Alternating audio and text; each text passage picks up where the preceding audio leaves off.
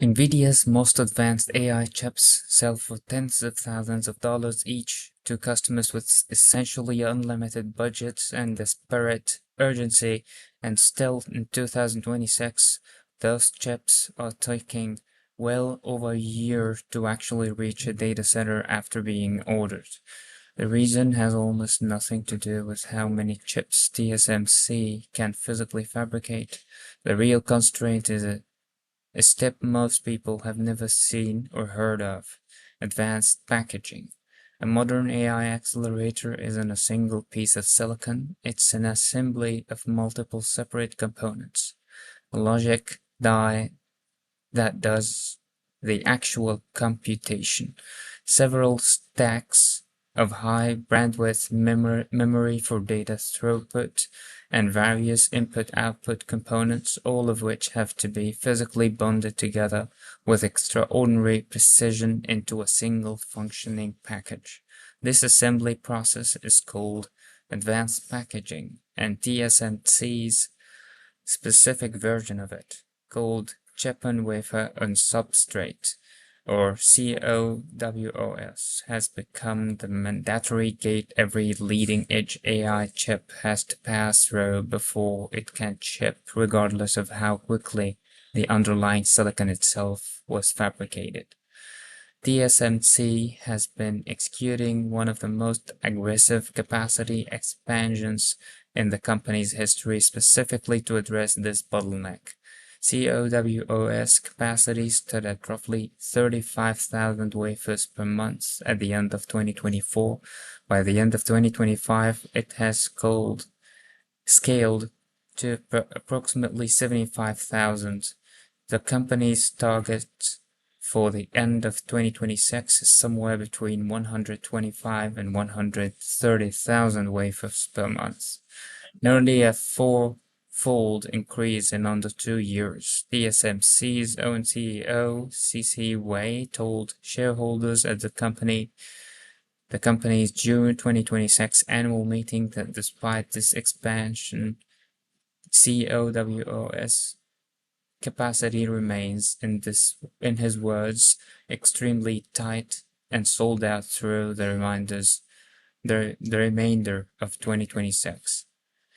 The scarcity is compounded by an extreme degree of customer concentration. Nvidia alone is estimated to hold roughly 60% of TSMC's total global CoWoS capacity for 2026. Reported figures suggest that this equates to somewhere in the range of 500,000 wafers, booked specifically for Nvidia's product lines, out of an estimated total 2026 demand across the entire industry of roughly 1 million wafers.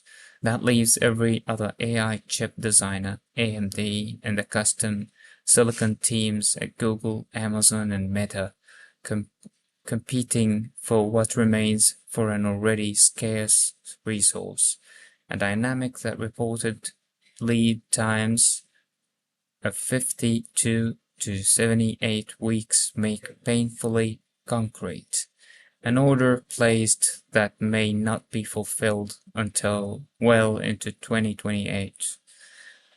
Industry supply chain analysts have a useful shorthand for the downstream effect of this bottleneck: the golden screw.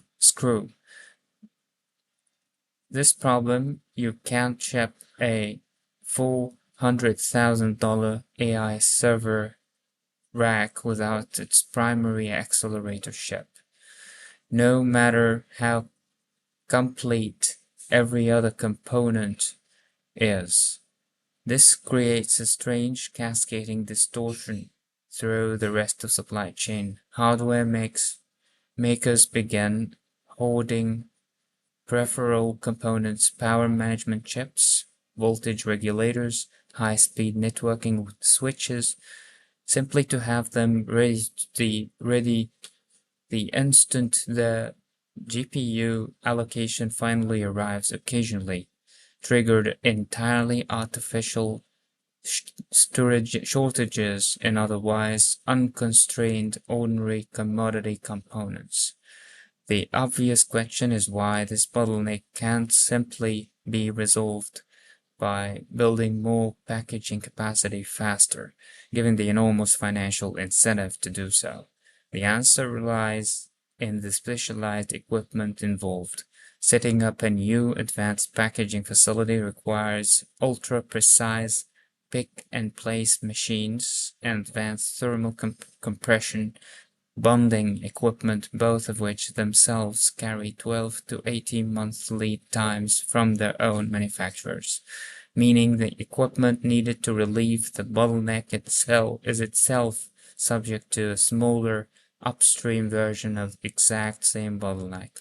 TSMC has begun outsourcing portions of its packaging workload to specialized outside firms, including ASE and AMCA, to relieve some of the pressure. ASE has projected its own advanced packaging revenue to double in 2026 as a direct result, but this represents incremental relief around the edges of constraint, not a fundamental resolution of it. There is a further layer of concentration risk worth understanding, connecting directly to broader Taiwan supply chain vulnerability discussed elsewhere in this series.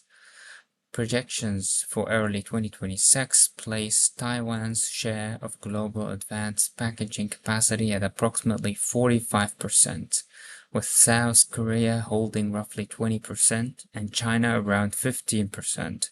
This means the same island, already carrying outsized concentration risk in leading-edge chip fabrication, also carries the largest single share of the newly critical packaging step, a compounding rather than diversifying concentration of risk across two sequential, both essential stages of the same supply chain.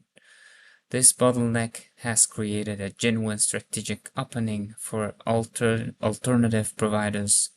Intel Foundry Services offers its own competing advanced packaging technologies called EMIB and favors